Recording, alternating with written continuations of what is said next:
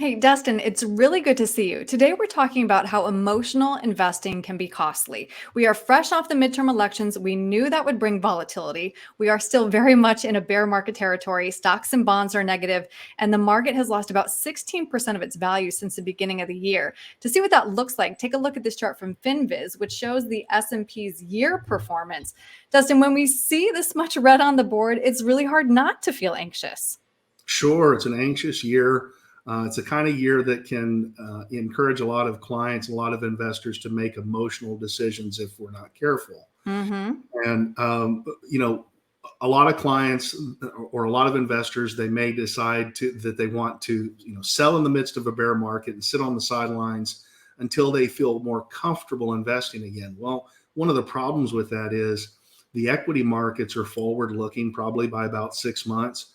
So by the time the all clear signal is given, by the time that you feel comfortable investing again, a lot of the money has already been made, and you're probably buying back into those equity markets at higher prices.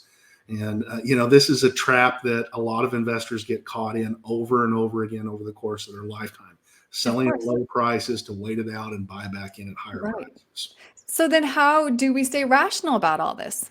Yeah, well, if you want to be rational, I think you want to look at the odds, and the odds are overwhelmingly in your favor if you stay invested Hmm. through the ups and downs of the market. And there are a couple of things we try to do to help our clients be more comfortable staying invested through the ups and downs. One is, helping them build a risk appropriate portfolio.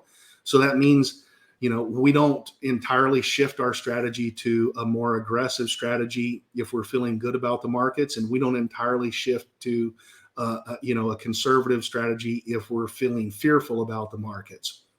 Okay. If you're a moderate investor, for example, comfortable with a moderate amount of volatility, the core of that portfolio, we're going to build it with moderate investments, and for the most part, it's going to stay that way. The second thing that we try to help investors do so they can be more comfortable staying invested is just making sure that we include some kind of risk managed strategies in their portfolio.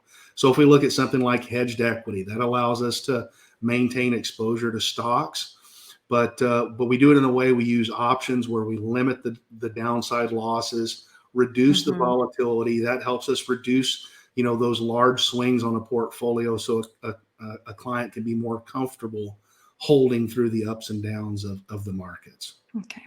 You are known for helping people solve complex financial problems. So, what should we be keeping in mind right now then?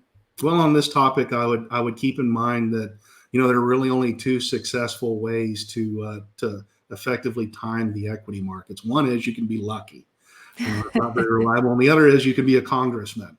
So it's really a fool's errand to try to time the equities markets. The professionals don't do a good job at that, and it can be very costly trying. I mean, you've got to be lucky getting out of the market, and you've got to be lucky getting back in. But if we look at, for example, the last 15 years in the S&P 500, if an investor bought the stocks in that index and just held them for 15 years, a $10,000 investment more than quadruples in value.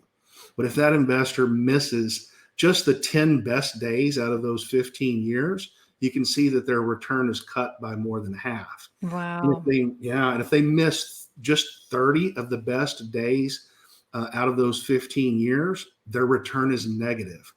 And it's important to remember that oftentimes those good days in the market, they occur very, very close to some of the worst days in the market.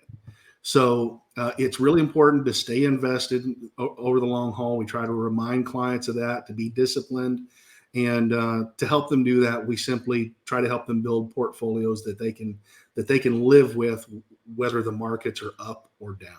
Right. Well, and if nothing else, talking to you always makes me feel better. I feel less anxious now. So Yeah, thank you thank for you. that. If somebody would like to talk through anything that we've covered today, or again, just to talk through the data, which helps us feel a little bit less anxious, what's the best way to reach you? Certainly. They can text me a question at 830-476-2505, or they can reach out to book a free chat on the website, longlivemymoney.com.